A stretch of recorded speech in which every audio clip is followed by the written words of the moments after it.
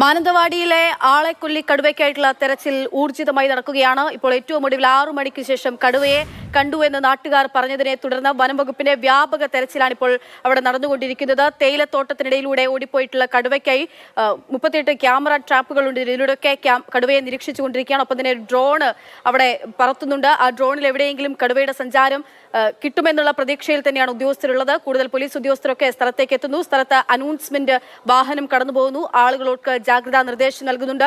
തീർത്തും ഭീതിയുടെ മുൾമുനയിൽ തന്നെയാണ് പഞ്ചാരക്കൊല്ലി വീണ്ടും എത്തിയിരിക്കുന്നതെന്ന് പറയാം. ഇന്നലെ രാധയെ കൊലപ്പെടുത്തിയ അതേ കടുവയാണോ, ആ കടുവയെ തന്നെയാണോ വീണ്ടും കണ്ടിരിക്കുന്നത്? അങ്ങനെ ഒരുപാട് ചോദ്യങ്ങളൊക്കെ ഉണ്ട്. ആ ചോദ്യങ്ങൾക്കൊക്കെ മറുപടി ലഭിക്കേണ്ടതുണ്ട്. ആളുകളുടെ രോഷം നമുക്കവിടെ കാണാം. എം കമലും ഇംതിയാസ് കരീമുമാണ് വിവരങ്ങൾ നൽകിക്കൊണ്ടിരിക്കുന്നത്. ഈ ദൃശ്യങ്ങൾ പകർത്തുന്നത് അരുൺ കിഷോറും ഷമീർ മച്ചിങ്ങലുമാണ്. ആ തേയിലത്തോട്ടത്തിനിടയിലൂടെ ഓടിപ്പോയിട്ടുള്ള കടുവയ്ക്ക് പിന്നാലെ തന്നെ മാധ്യമപ്രവർത്തകരും നാട്ടുകാരും ഒക്കെ അതിന് പുറകിൽ തന്നെയുണ്ട്. കമലിലേക്കാണ്. കമൽ, ഇപ്പോൾ എന്തെങ്കിലും പുതിയ വിവരങ്ങൾ ലഭ്യമാകുന്നുണ്ടോ? ഉദ്യോഗസ്ഥർക്ക് എന്തെങ്കിലും കാര്യങ്ങൾ ലഭിക്കുന്നുണ്ടോ? ആളുകൾ എത്രത്തോളം സഹകരിക്കുന്നുണ്ട്? മാറിപ്പോകാനൊക്കെ പറയുമ്പോൾ എത്രത്തോളം സഹകരിക്കുന്നുണ്ട്?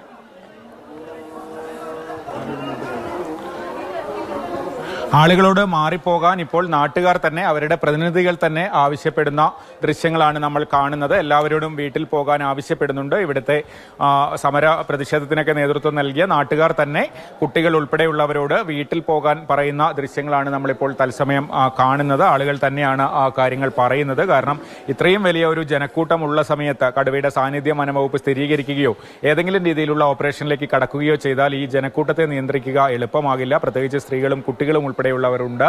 നേരം ഇരുട്ടുന്നു.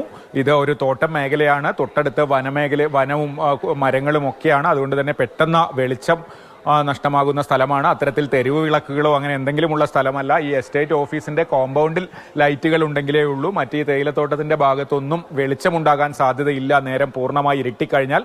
അതുകൊണ്ട് തന്നെ അപകടമാണ് ഇവിടെ തുടരുന്നത്. എല്ലാവരോടും ആളുകൾ പോകാൻ ആവശ്യപ്പെടുകയാണ്. സ്ത്രീകൾ ഉൾപ്പെടെയുള്ളവരോട്. എസ്റ്റേറ്റിന്റെ ലയങ്ങളൊക്കെ ഇതിനകത്തുണ്ട്. അത്തരം ജനവാസ മേഖലകളിൽ ഉള്ളവരെ സുരക്ഷിതമായി അങ്ങോട്ട് പറഞ്ഞയക്കുന്ന രംഗങ്ങളാണ് നമ്മൾ കാണുന്നത്. പലരും പ്രതിഷേധ വാക്കുകൾ പറഞ്ഞുകൊണ്ടാണ് പോകുന്നത്. പക്ഷേ അക്ഷയ, ഇപ്പോഴും ഈ അവിടെ നിന്ന് കാൽപ്പാടുകളോ മറ്റെന്തെങ്കിലും കണ്ട ഒരു സ്ഥിരീകരണം നമുക്ക് ലഭിക്കേണ്ടതുണ്ട്. ആളുകൾ കടുവയെ കണ്ടു എന്ന് പറയുമ്പോഴും മുമ്പ് പല സ്ഥലങ്ങളിലും ഒക്കെ ഇങ്ങനെ പെട്ടെന്ന് കടുവയെ പല സ്ഥലങ്ങളിലും കണ്ടതായുള്ള കാര്യങ്ങൾ വരാറുണ്ട്. പക്ഷേ അതൊന്ന് സ്ഥിരീകരിക്കേണ്ടതുണ്ട് എന്നാണ് ഈ ഘട്ടത്തിലും പറയാനുള്ളത്. കാരണം അവിടെ പെട്ടെന്ന് ഒരു മരത്തിൻ്റെ ചുവട്ടിൽ നിന്ന് കടുവ കയറിപ്പോകുന്നത് കണ്ടു എന്നാണ് ആളുകൾ പറയുന്നത്. അതിന് ഒരു സ്ഥിരീകരണം കൂടി വരേണ്ടതുണ്ട്. എന്തായാലും വനംവകുപ്പ് ഡ്രോൺ അടക്കം ഉപയോഗിച്ചുള്ള നിരീക്ഷണങ്ങൾ നടത്തിക്കൊണ്ടിരിക്കുകയാണ്. അരുൺ സക്രിയുടെ നേതൃത്വത്തിലുള്ള ടീം ഒരു 4:30 തന്നെ ഈ പ്രദേശത്തേക്ക്, അതായത് ഈ കൂടൊക്കെ സ്ഥാപിച്ച പ്രദേശത്തേക്ക് പോയിരുന്നു. ആ ദൃശ്യങ്ങൾ നമ്മൾ കണ്ടതാണ്. അവർ തോക്കൊക്കെയായി കയറിപ്പോകുന്ന ദൃശ്യങ്ങൾ കണ്ടതാണ്.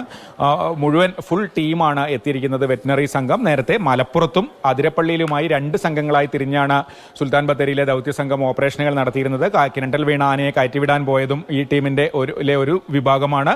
അതിരപ്പള്ളിയിലെ ഓപ്പറേഷനും ഇതേ ടീമിലെ മറ്റൊരു സംഘം ആളുകളാണ് ഉണ്ടായിരുന്നത്. അവരെല്ലാം തിരിച്ച് വയനാട്ടിൽ എത്തിയിരിക്കുന്നു. അതിലെ ഒരു കോർ ടീം തന്നെയാണ് ഇവിടെ ഈ കടുവ ഓപ്പറേഷന് വേണ്ടി ഡോക്ടർ അരുൺ സക്രിയുടെ നേതൃത്വത്തിൽ എത്തിയിരിക്കുന്നത്. പരിചയസമ്പന്നരായ ഇത്തരം നിരവധി ദൗത്യങ്ങൾ ആഴ്ചകൾക്ക് മുൻപ് അമരക്കുനിയിൽ കടുവയെ തിരഞ്ഞ ഒടുവിൽ കൂടുവെച്ച് പിടികൂടിയ അതേ സംഘം തന്നെയാണ് ഇവിടെയും ഇപ്പോൾ തിരച്ചിൽ നടത്തുന്നത്. അതുകൊണ്ട് അവരുടെ ഭാഗത്തു നിന്ന് എന്തെങ്കിലും ഒരു സ്ഥിരീകരണം കൂടി വരേണ്ടതുണ്ട് കടുവയുടെ സാന്നിധ്യം സംബന്ധിച്ച്. എന്തായാലും ഇന്ന് രാവിലെ ക്യാമറ ട്രാപ്പിൽ നിന്ന് ചിത്രങ്ങൾ കടുവയുടേത് ലഭിച്ചിട്ടുണ്ട്. അത് CCF KS ദീപ തന്നെ സ്ഥിരീകരിച്ചതാണ്. പക്ഷേ നമുക്ക് ഇതുവരെ ലഭ്യമായ വിവരമനുസരിച്ച് ഇത് വയനാട്ടിലെ ഡാറ്റാ ബാങ്കിൽ ഉള്ള ഒരു കടുവയല്ല. അതായത് ഡാറ്റാ ബാങ്ക് എന്ന് പറയുമ്പോൾ ഇതിന് മുൻപ് എവിടെയെങ്കിലും ക്യാമറയിൽ ദൃശ്യങ്ങൾ പതിഞ്ഞ് ആ കടുവയ്ക്ക് ഒരു നമ്പർ നൽകി വനം വകുപ്പ് വെക്കുന്നതാണ്. അതായത് കടുവ സെൻസസ് ഒക്കെ നടക്കാറുണ്ട്. സെൻസസിന്റെ ഭാഗമായോ അല്ലാതെയോ ക്യാമറ ട്രാപ്പുകളിൽ കിട്ടുന്ന കടുവകളുടെ ദൃശ്യങ്ങൾ വെച്ച് ആ കടുവയെ ഐഡന്റിഫൈ ചെയ്ത് ഒരു ഐഡന്റിറ്റി നൽകും. അത്തരത്തിൽ വയനാട് നോർത്ത് വയനാട് ഡിവിഷനിലോ വയനാട് വന്യജീവി സങ്കേതത്തിലോ അല്ലെങ്കിൽ വയനാട്ടിലെ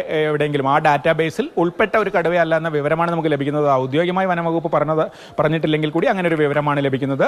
മാത്രമല്ല കർണാടകയിലെ നാഗർഹോള ബന്ദിപ്പൂർ സങ്കേതങ്ങളിൽ എവിടെയെങ്കിലും ID ചെയ്ത കടുവയാണോ എന്നുള്ള അന്വേഷണവും പ്രാഥമികമായി നടത്തി. അവിടെ നിന്നും അത്തരത്തിലൊരു സ്ഥിരീകരണം ലഭിച്ചിട്ടില്ല എന്നുള്ളതാണ്. കാരണം നമ്മൾ എത്ര സെൻസസ് നടത്തി ID ഒക്കെ നൽകിയാൽ പോലും അതിൽ പെടാത്ത കടുവകൾ ഉണ്ടായേക്കാം. കാരണം ഈ കടുവ സെൻസസ് എന്നൊക്കെ പറയുന്നത് അത്തരത്തിൽ നടത്തുന്ന ഒരു കാര്യമാണ്. അതിൽ 100% കടുവകളെയും ചിത്രങ്ങൾ കെട്ടി അതിൽ അതിനെ ID നൽകാൻ കഴിഞ്ഞു എന്നൊന്നും വരില്ല, അതിൽ നിന്ന് വിട്ടുപോകുന്നതുണ്ടാകാം അത്തരത്തിൽ. അതുകൊണ്ട് തന്നെ ഇത്തരത്തിൽ ഒരു ഐഡന്റിറ്റി നേരത്തെ നൽകിയിട്ടുള്ള ക്യാമറകൾ ഉപയോഗിച്ചുകൊണ്ട് തന്നെ വീണ്ടും കടുവയെ ഇപ്പോൾ നിരീക്ഷിച്ചുകൊണ്ടിരിക്കുകയാണ്. കമൽ സൂചിപ്പിച്ചതുപോലെ തന്നെ ഇത് കടുവയെ തന്നെയാണോ കണ്ടതെന്നുള്ള കാര്യം സ്ഥിരീകരിക്കപ്പെടേണ്ടതുണ്ട്. ആ ഒരു സ്ഥിരീകരണം ഇപ്പോൾ ഉദ്യോഗസ്ഥരുടെ ഭാഗത്തു നിന്നും ഉണ്ടായിട്ടില്ല. കടുവയുടെ കാൽപ്പാടുകൾ ഉൾപ്പെടെയുള്ള കാര്യങ്ങൾ അന്വേഷിച്ചാൽ വെറ്റിനറി ഡോക്ടർ സംഘത്തിനും ഒപ്പം തന്നെ ഈ വനംവകുപ്പ് ഉദ്യോഗസ്ഥർക്കുമൊക്കെ ആ കാര്യങ്ങൾ മനസ്സിലാകേണ്ടതാണ്. ആ തരത്തിലുള്ള പരിശോധനയും ഒക്കെ നടക്കുകയാണ്. എന്തായാലും ഈ പറഞ്ഞ കാര്യത്തെ ഗൗരവത്തോടെ തന്നെ കണക്കിലെടുത്തുകൊണ്ട് തന്നെയാണ് അവിടെ തെരച്ചിൽ നടക്കുന്നത്.